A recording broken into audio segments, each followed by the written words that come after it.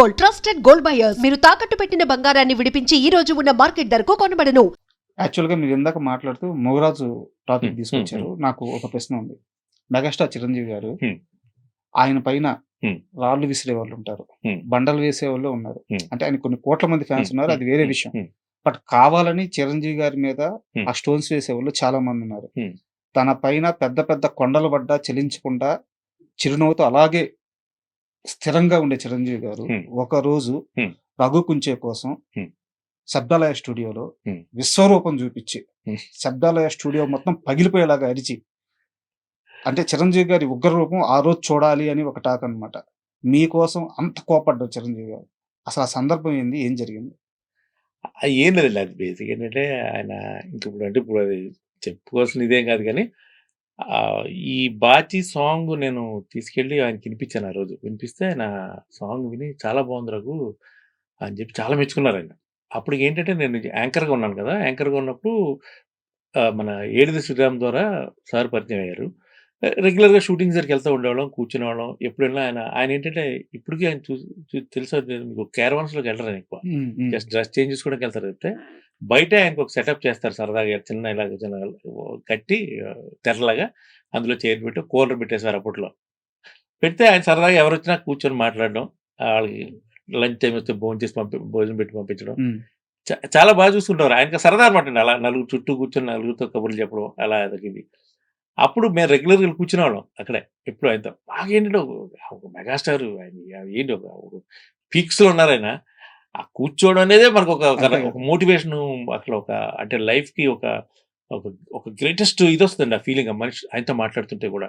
ఆయన చెప్పే ఆహ్, మంచి, చెడు ఏదైనా చెప్తుంటే గూడా అలా మెస్మరైజ్ అలా మనం మైమర్చిపోయి వింటూ ఉండేవాళ్ళం అనమాట. వ్యక్తిగతంగా అసలు as a human is a brilliant అండి. ఈజ్ ఎ బ్రిలియంట్ ఆయన. ఇప్పుడు ఈ ట్రోల్స్ వీళ్ళు ఏదో నెగెటివ్‌గా రాళ్ళు వేయాలనుకున్న వాళ్ళకి, రాళ్ళు వేసే వాళ్ళకి ఎవరికీ ఆ విచక్షణ ఉండదు బేసిక్‌గా. హ్మ్. అంటే ఇప్పుడు మీరంటే ఇష్టం అనుకోండి. నా మీద రాళ్ళేస్తారు. హ్మ్. నేనంటే ఇష్టం అనుకోండి. మీ మీద రాళ్ళేస్తారు. ఎందుకురా మీరు టైమ్ వేస్ట్ చేసుకుంటారు దీని మీద? నేను అది చెప్తా. మీ గురించి మీరేసుకోండి. ఆ రాయేదో మీ మీదేసుకొని, హ్మ్. మీరు రియలైజ్ అయ్యి, మీరు మీ లైఫ్ గురించి మీరు ఇదేవండి. ఈ ఫోకస్ అంతా ఎందుకు?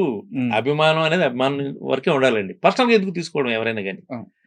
ఈ రాళ్ళు వేసే ప్రక్రియ అనేది ఏంటంటే పర్సనల్‌గా తీసుకోవడం వల్ల అంతే. అది మీకు పాలిటిక్స్‌లోను జరుగుతుంటది. సినిమా సంబంధించి జరుగుతుంటది. ఎనీ అంటే ఎనీ పాపులర్ ఫీల్డ్ ప్రతి దాంట్లో కూడా ఇదుంటది. ఆహ్, ఈ యువతల వాళ్ళకి ఇది నచ్చుద్ది. అవతల వాడు శత్రువైపోతాడు. ఎందుకు శత్రువవుతాడో తెలీదు. హ్మ్. పోనీ నీకు గాని, నీ కుటుంబానికి కానీ ఎవరికైనా వాళ్ళ వల్ల రూపాయి లాభం ఉండదు. లాభం ఉందా? పోనీ ఏమన్నా అన్యాయం జరిగిందా? పోనీ వాళ్ళ ఎందుకు నువ్వు సరిపోయేది. అంత టైం వేస్ట్ చేస్తావు? హ్మ్. అది ఇంక మనం ఎవరికి వాళ్ళు ఆలోచించుకోవాల్సిన అది విజ్ఞత అంతే మనం ఏం చేయలేం.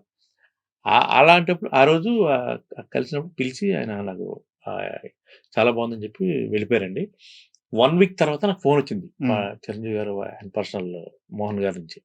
వచ్చి ఇలాగా 'మృగరాజ్' సినిమాలో సాంగ్ ఉంది. క్లైమాక్స్ సాంగు 'హంగామా హంగామా' సాంగు. ఒకసారి మీ వాయిస్ చూడమన్నారు హీరో గారు అని చెప్పాడు. వెంటనే అసలు కాళ్ళు ఇలా గాలిలో తేలిపోతున్నాయి నాకు ఇంటి దగ్గర నుంచి బయలుదేరి. ఎలా ఎళ్ళానో నాకే తెలీదు శబ్దాల స్టూడియోకి. ఎళ్లి అక్కడ ప్రాణం పెట్టి పాడానండి ఆ సాంగ్ అయితే. హ్మ్. ట్రాక్ తీశారు ఫస్ట్. తీసి ఇది టెస్టింగ్ అమ్మా ఇది. ఒకవేళ ఓకే అయితే మళ్ళీ పిలుస్తామని అక్కడ అప్పుడు మురళి గారని మణి శర్మ గారి దగ్గర ఇదిగా ఉంటాడు. ఓకే. ఏమంటారు కండక్టర్‌గా ఉండేవారాయన. అన్నారు. ఓకేనండి అని చెప్పి వెళ్ళిపోయాను. తర్వాత నెక్స్ట్ నాలాగే చాలా మంది వాయిస్‌లు రికార్డ్ చేశారంట ఆ రోజు ఆ హ్మ్. సినిమాకి. హ్మ్. హ్మ్. చాలా మంది పాడారట. మన మ్యూజిక్ డైరెక్టర్స్, సింగర్స్ కూడా. తర్వాత వీళ్ళందరూ కలిసి కూర్చొని ఆ రోజు ఆహ్, సాంగ్ మొత్తం చూసుకొని అందరూ కలిసి ఒక వాయిస్ దగ్గర లాక్ అయ్యారు. నా వాయిస్ నచ్చింది అందరికి. హ్మ్. చిరంజీవి గారు ఆయన చాలా సార్లు ఆయన ఒక నిర్ణయం తీసుకునే ముందు అందరిని ఒపీనియన్ అడుగుతారు. ఓకే. మీకు ఓకేనా? మీకు ఓకేనా? మీకు ఓకేనా? అంతేగాని నేను మెగాస్టార్‌ని నేను చెప్పిందే ఇది అని మనిషి కాదండి ఆయన. హ్మ్. అలా అలా అందరిని ఒపీనియన్ అడిగి ఆయన ఓకే చేశారు ఆ సాంగ్. అయిపోయిందన్నమాట. తర్వాత ఏమైందంటే యాక్చువల్‌గా వాళ్ళు ఆ సాంగ్ 'కేకే' గారితో ఎవరితోనో పాడిద్దాం ఏదో అనుకున్నారు ఫస్ట్‌లో. హ్మ్. ఆయనేదో బయటకి ఎక్కడికో వెళ్లారని చెప్పి వర్కౌట్ అవ్వలేదది. హ్మ్. తర్వాత 'కేకే' గారు ఊళ్ళోకొచ్చినట్టుగా తెలిసింది. ఆబ్వియస్‌గా ఇప్పుడు 'కేకే'తో అనుకున్నాం గదా! అని చెప్పి 'కేకే'తో పిలిపించి పాడించినట్టున్నారు ఆ పాట మళ్ళా. హ్మ్. హ్మ్. అది నాకు ఇన్ఫర్మేషన్ వచ్చింది. నీ వాయిస్ మార్చేశారు అది ఇది అని చెప్తే నేనెళ్ళి చిరంజీవి గారికి రాజా రవీంద్ర అప్పుడు చిరంజీవి అవును. గారి పక్కనుంటే ఆయనకి ఫోన్ చేసి చెప్పా. ఇట్లా అనగానే కాసేపటికి చిరంజీవి గారు ఫోన్ వచ్చింది మళ్ళీ. వచ్చి ఏమైంది అంటే, ఏమోనండి ఇలా మార్చారటంటే ఆయన తెలీదు మార్చినట్టు హ్మ్. హ్మ్. తెలీదనమాట. హ్మ్.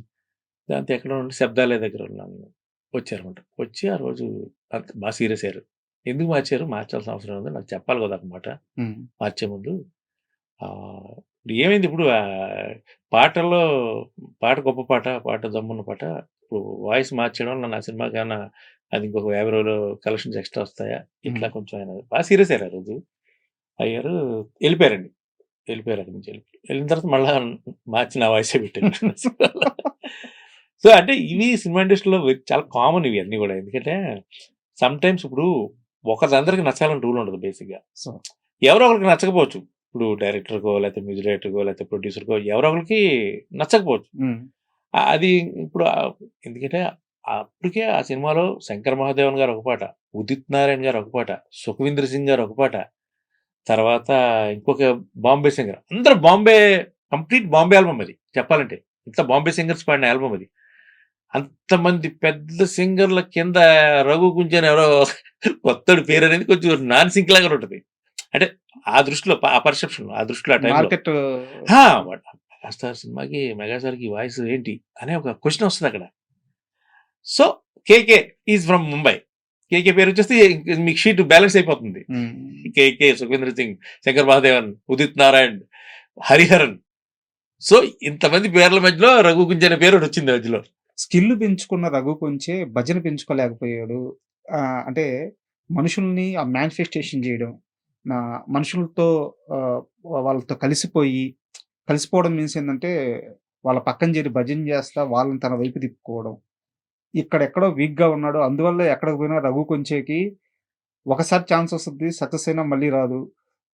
ఎక్కడో మీరు దీంట్లో వెనకబడిపోయారనుకోవచ్చా? నేను భజనను కూడా అనను. 100% అండి. ఇండస్ట్రీలో ఉన్న వాతావరణాన్ని మీరు అలవరుచుకోలేకపోయారనుకోవచ్చు. భజన అన్నారు కాబట్టి నేనొకటి చెప్తానండి. చిన్నప్పుడు మా ఊర్లో రామాలయం ఉండేది. మా హ్మ్. ఇంటి పక్కనే రామాలయం.